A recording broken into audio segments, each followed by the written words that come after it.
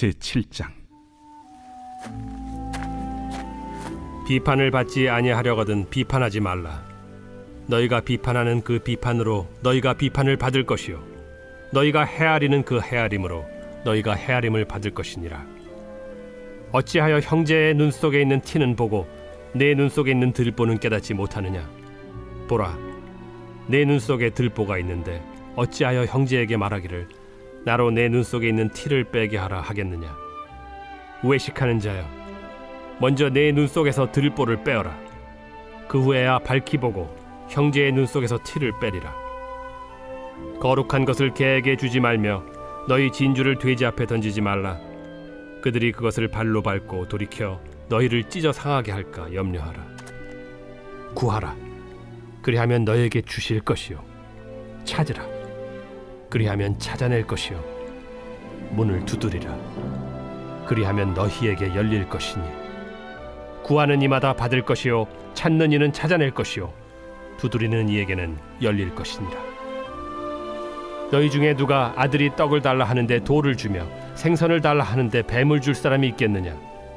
너희가 악한 자라도 좋은 것으로 자식에게 줄 줄 알거든 하물며 하늘에 계신 너희 아버지께서 구하는 자에게 좋은 것으로 주시지 않겠느냐?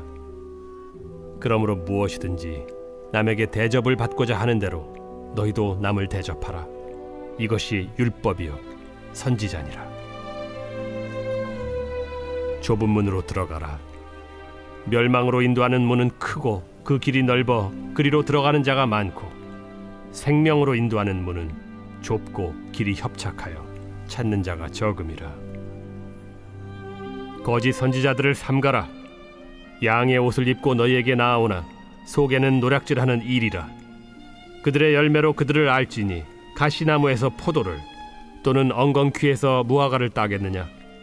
이와 같이 좋은 나무마다 아름다운 열매를 맺고 못된 나무가 나쁜 열매를 맺나니 좋은 나무가 나쁜 열매를 맺을 수 없고 못된 나무가 아름다운 열매를 맺을 수 없느니라.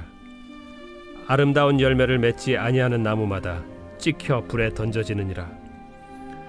이러므로 그들의 열매로 그들을 알리라.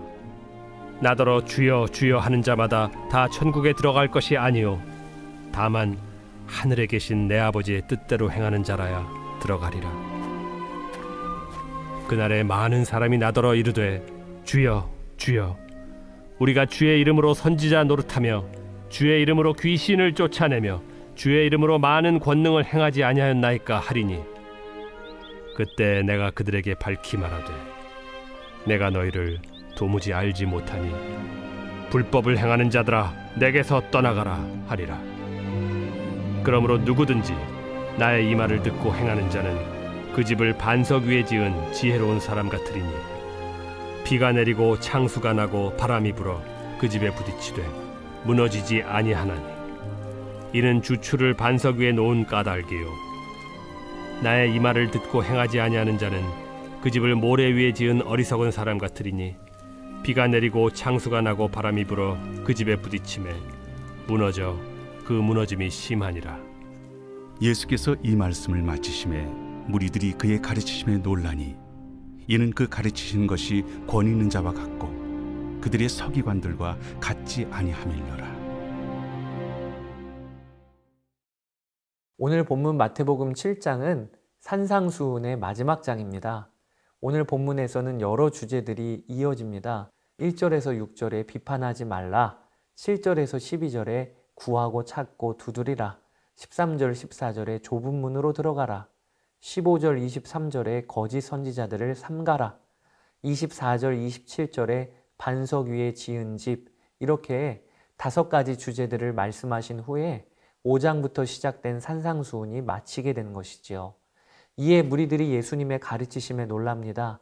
왜냐하면 예수님이 가르치시는 것이 서기관들과 달리 권위가 있었기 때문입니다. 저는 오늘 5가지 주제가 이어지지만 그 중에 한 가지 주제, 어떻게 기도하며 살 것인가 하는 주제를 갖고 말씀을 나누고자 합니다.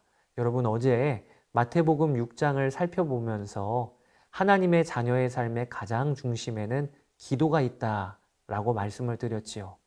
마태복음 5장에서 7장까지 이어지는 산상수훈 정중앙에 구조적으로 보면 주님께서 가르쳐 주신 기도가 위치에 있었습니다. 즉, 하나님의 자녀의 삶은 그 핵심이 기도하는 삶이라는 것입니다. 그런데 어떻게 기도하며 살아야 합니까?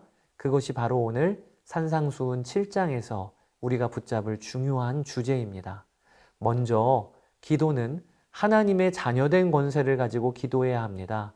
예수님은 오늘 본문 6절에서 기도를 다른 말로 표현하시기를 구하고 찾고 두드리라 라고 하십니다.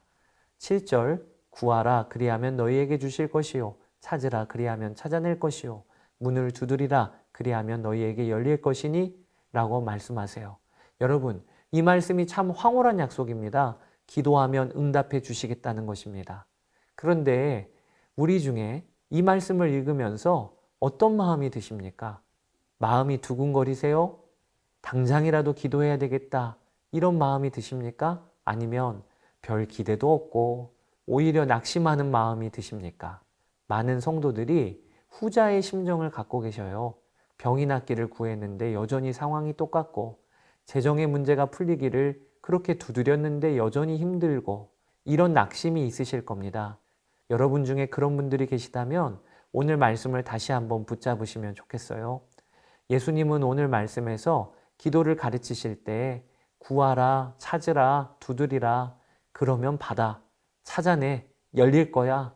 이 주고받는 행위에 초점을 두고 계신 게 아닙니다. 그보다는 기도하는 성도와 하나님과의 관계가 어떤 관계인지에 초점을 두고 계신 거예요.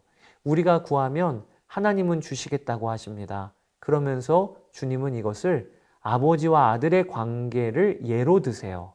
9절 10절에 너희 중에 누가 아들이 떡을 달라 하는데 돌을 주며 생선을 달라 하는데 뱀을 줄 사람이 있겠느냐.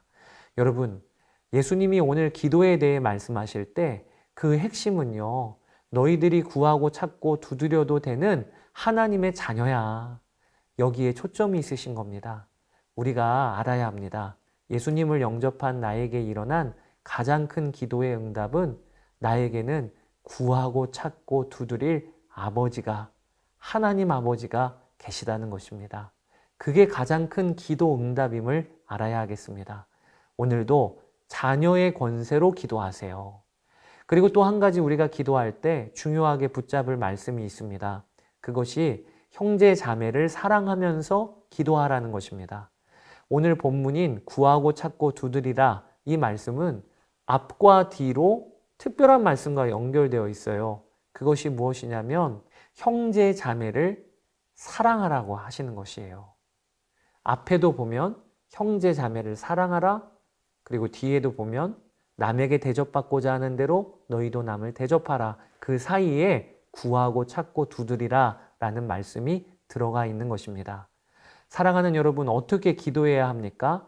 형제 자매를 향해 비판과 헤아림을 그치고 그리고 내가 대접받고 싶은 대로 형제 자매를 대접하며 사랑하며 기도해야 하는 것입니다. 그것이 하나님의 자녀가 기도하는 방법입니다. 기도하다 보니까 하나님께 구하고 찾고 두드리는 내가 나를 향해 구하고 찾고 두드리는 사람의 요구를 들어줘야 하겠다는 마음이 들어야 정상인 거예요. 그것이 하나님의 자녀가 드리는 기도의 특징입니다. 하나님을 향한 기도와 형제 자매를 향한 사랑은 언제나 함께 가는 것입니다. 이것을 꼭 기억하고 기도에 적용해 보시기를 축복합니다. 감사합니다. 다음 장에서 뵙겠습니다.